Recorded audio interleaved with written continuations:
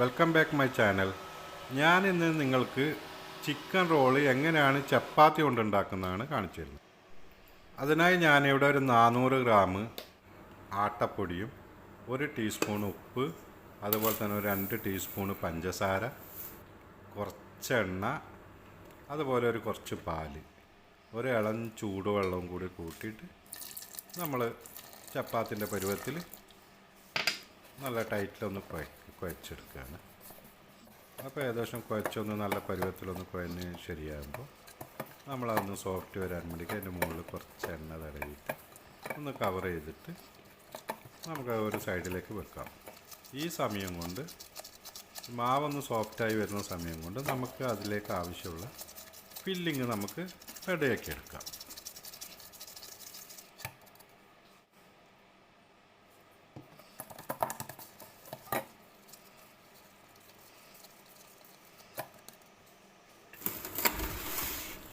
അപ്പം നമ്മൾ ഫില്ലിങ് റെഡിയാക്കാനും വേണ്ടിക്ക് ഇവിടെ ഞാനൊരു കോയിൻ്റെ ചെസ്റ്റ് എടുത്തിട്ടുണ്ട്.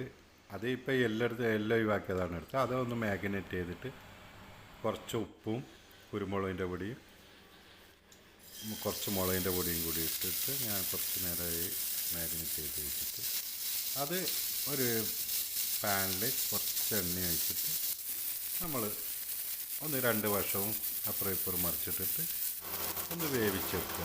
വേവിച്ചതിന് ശേഷം നമ്മൾ ഒന്ന് മാറ്റി ഒരു അല്പം ചൂടാറിയതിന് ശേഷം ഇതുപോലെ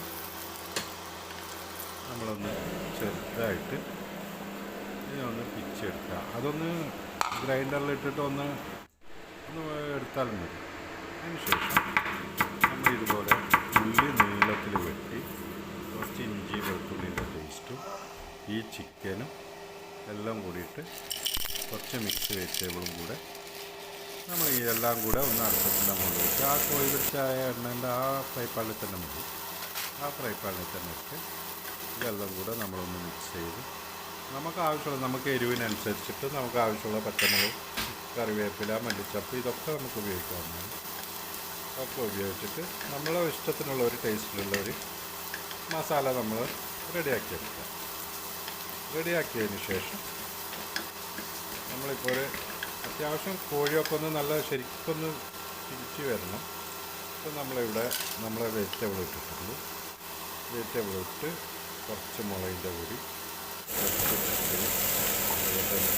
മുളകിൻ്റെ പൊടിയൊക്കെ ഇട്ടിട്ട് റെഡിയാക്കി ഇപ്പം നമ്മൾ മസാല ഒന്ന് ചൂടാറാൻ വേണ്ടിയിട്ട് നമ്മളിതാ മസാല ഇവിടെ മാറ്റി വെച്ചിട്ടുണ്ട്. ആ സമയം കൊണ്ട് നമ്മളെ മാവ് ഇവിടെ സോഫ്റ്റായിട്ട് വന്നിട്ടുണ്ട്.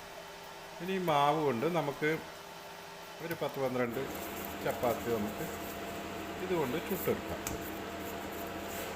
അതിനായി ഞാൻ ഇവിടെ ഫ്രൈ പാൻ വെച്ചിട്ടുണ്ട് ഒന്ന് ചൂടാകാൻ വേണ്ടിക്ക്. ആ സമയം കൊണ്ട് നമുക്ക് ഒരു ചപ്പാത്തി ഓരോന്നായിട്ട് നമുക്ക് പരത്തിയെടുക്കാം. ചപ്പാത്തി ഇതുപോലെ വളരെ നൈസായിട്ട് പരത്തുക.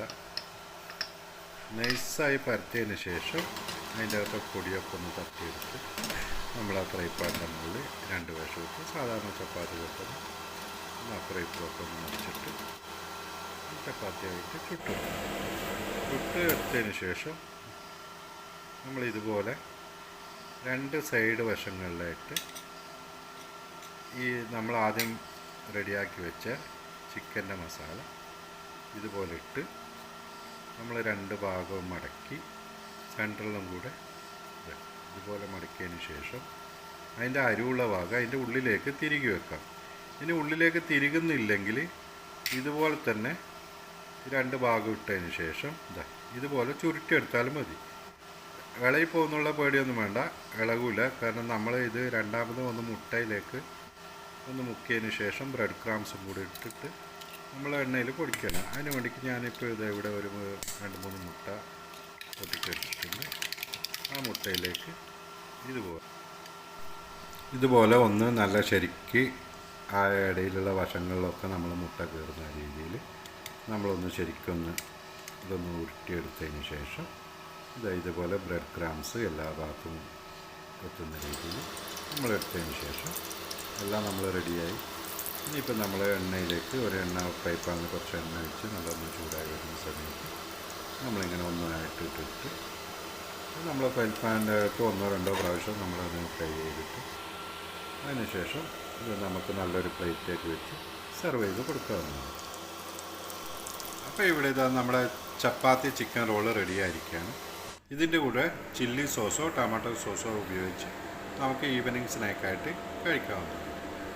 അടുത്ത വീഡിയോ ആയിട്ട് വരുന്നവർ എല്ലാവർക്കും നമസ്കാരം. സബ്സ്ക്രൈബ് ചെയ്യാതെ കാണുന്നവരുണ്ടെങ്കിൽ ദയവായി സബ്സ്ക്രൈബ് ചെയ്യുക. ബൈ.